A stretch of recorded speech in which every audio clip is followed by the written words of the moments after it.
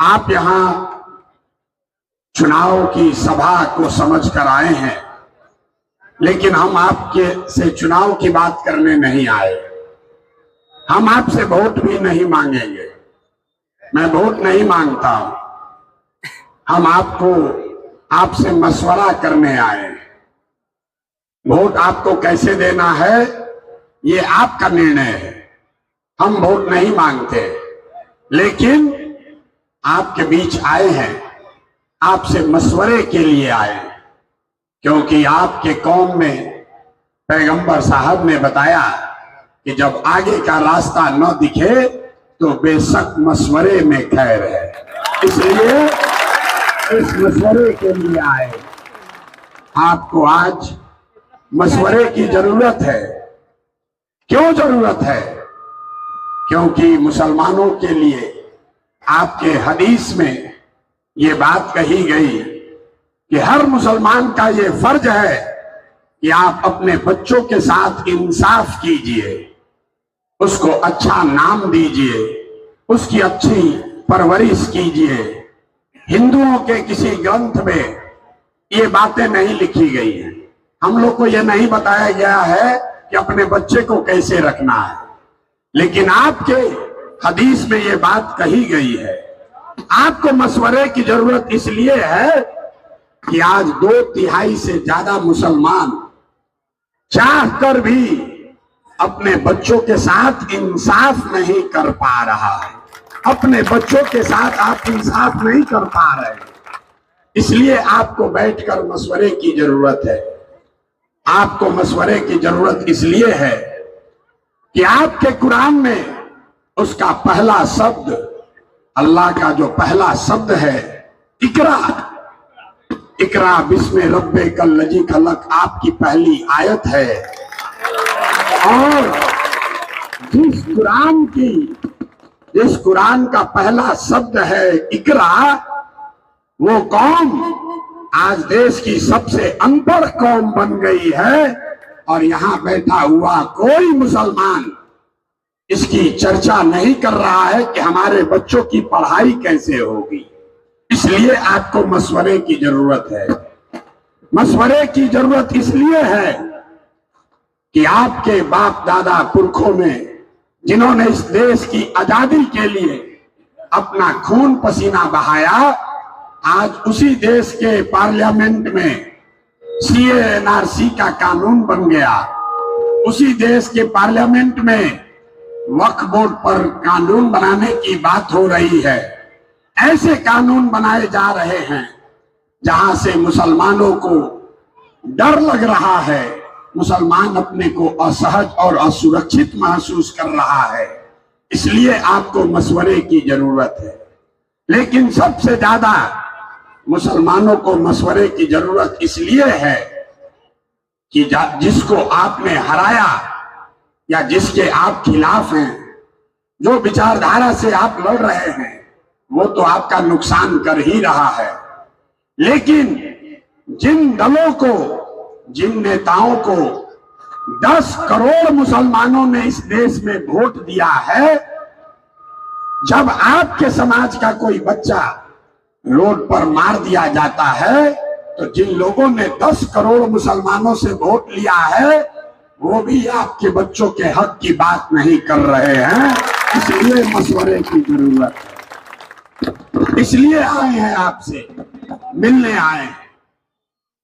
बेलागंज जीतने हारने की बात नहीं है मेरे भाई। बेलागंज जीतने हारने की बात नहीं है। वो तो आप जीतोगे ही जीतोगे, कोई नहीं रोक सकता। आपको हमने वो रास्ता दिखा दिया है। वो रास्ता दिखा दिया जहां लालटेन भी आपका, किरासन तेल भी आपका, तो रोशनी भी आप ही के घर में होनी चाहिए। ये नहीं होगा कि लालटेन दूसरे का, किरासन तेल बनकर जले आप और रोशनी किसी दूसरे के घर में हो। अब ये बिहार में नहीं चलेगा। नहीं चलेगा ना भाई? एक बार बताइए, चलेगा कि नहीं चलेगा? नहीं चलेगा ना? तो आपकी जिम्मेवारी ये नहीं है कि सब मुसलमान इकट्ठा हो जाए। आपकी जिम्मेवारी ये नहीं है कि बेलागंज से अमजद भाई जीत जाए। आपके कंधों पर इतनी बड़ी जिम्मेवारी है कि यहां से आप वो रास्ता निकालिए जिससे पूरे बिहार में मुसलमानों को और उन सारे हिंदुओं को जो मुसलमानों के साथ मिलकर एक नया बिहार बनाना चाहते हैं, उनको एक नया रास्ता दिखे। और आपकी लड़ाई किसी समाज से नहीं है, मैं आपको बता रहा हूं। आपकी लड़ाई यादवों से नहीं है, आपकी लड़ाई किसी जाति से नहीं है, ब्राह्मण भूमिहार से नहीं है, दलित से नहीं है। आपकी लड़ाई एक विचारधारा से है जिसका रिप्रेजेंटेटिव है भाजपा। तो अगर भाजपा को हराना है तो लोहे को लोहा काटता है। विचारधारा आधारित संघ की बनाई हुई व्यवस्था से लड़ना है तो विचारधारा आधारित ही नई व्यवस्था बनानी पड़ेगी। वो जातियों के गठजोड़ से नहीं होगा।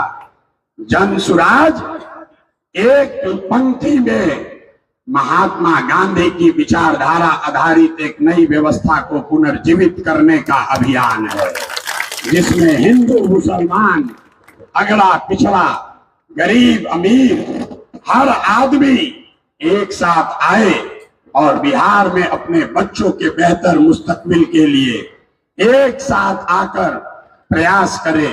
जैसे आजादी से पहले देश को आजाद कराने के लिए लोगों ने कांग्रेस में एक साथ मिलकर जाति धर्म को भूलकर लोग एक साथ आए और गांधी जी के नेतृत्व में लोगों ने वोट नहीं दिया।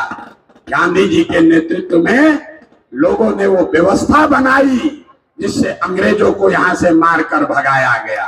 तो अगर बिहार में गरीबी को हटाना है, अपने बच्चों के पढ़ाई की व्यवस्था करनी है, अपने बच्चों का पलायन रोकना है, ये सुनिश्चित करना है कि आप में से किसी का बच्चा अगले बरस से 10-12 हजार के नौकरी के लिए अपने माँ बाप पति पत्नी को छोड़कर बाहर न जाए, उसके लिए ये व्यवस्था बनानी है। ये बड़ी जिम्मेवारी आपके कंधे पर है। एक विधायक के जीतने से कुछ नहीं होता है, एक विधायक के जीतने से कुछ नहीं होगा। सबको विधायक के जीतने से कुछ नहीं होगा। हमें वो रास्ता मिलकर बनाना है जिससे सारे विधायकों के जीतने का रास्ता बने।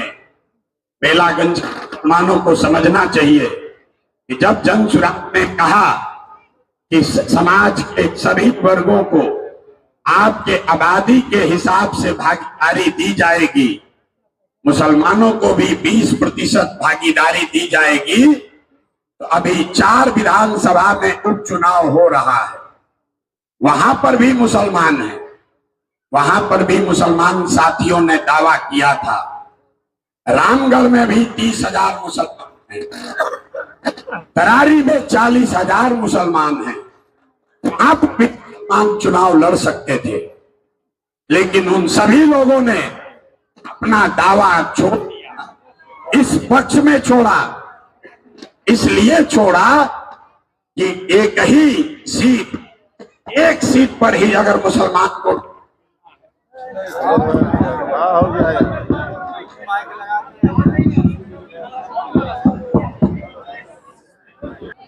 आपके बेलागंज के पक्ष में 3 विधानसभा में 2 विधानसभा से मुस्लिम साथियों ने अपना दावा वापस लिया है कि न भैया, सबसे ज्यादा मुसलमान अगर बेलागंज में है और 4 में 1 हिस्सा अगर मुसलमानों को मिलना है तो आप बेलागंज में मुसलमान को लड़ाइए, हम लोग अपना दावा छोड़ रहे हैं।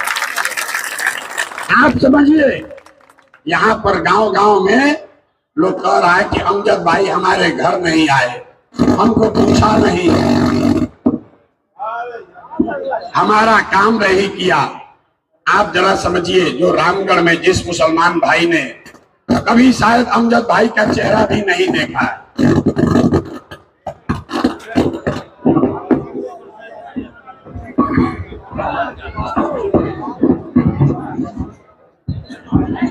तरारी में जिस मुसलमान ने बेलागंज के किसी मुसलमान से बातचीत भी नहीं की है, उसने भी मुसलमानों का हक बना रहे इसके पक्ष में अपना दावा छोड़ा है।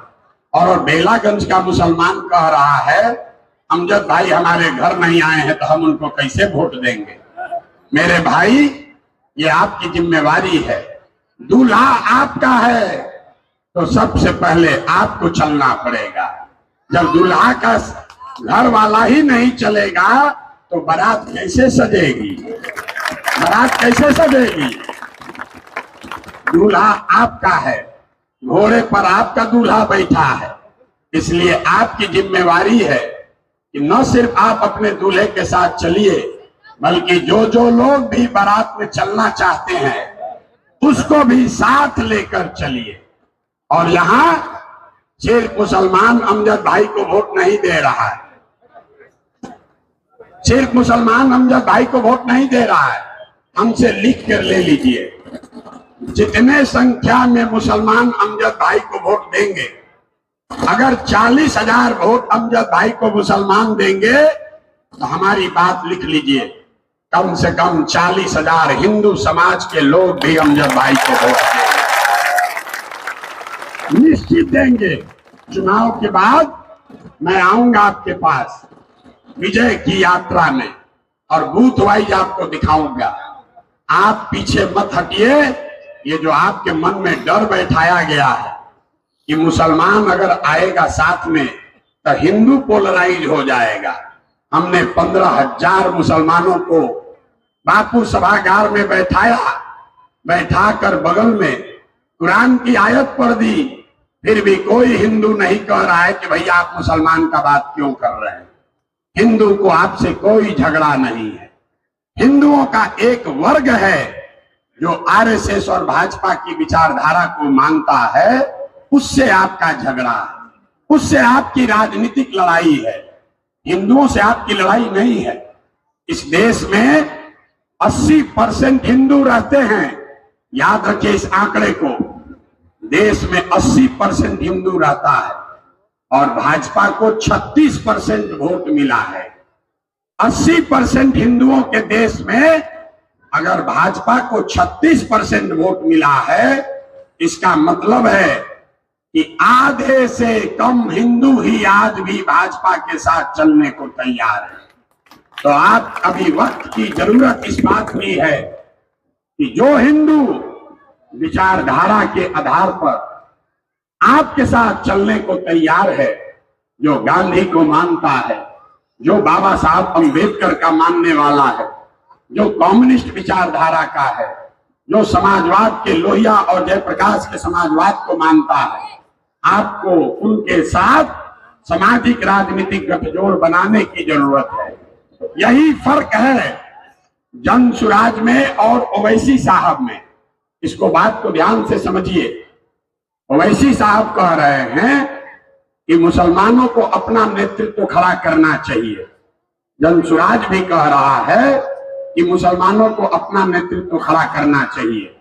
लेकिन ओवैसी साहब ये कह रहे हैं कि मुसलमानों को ये काम अपने दम पर करना चाहिए, और जनसुराज कह रहा है कि मुसलमानों को ये काम उन हिंदुओं के साथ मिलकर करना चाहिए जो विचारधारा के आधार पर आपके साथ चलने को तैयार है। अगर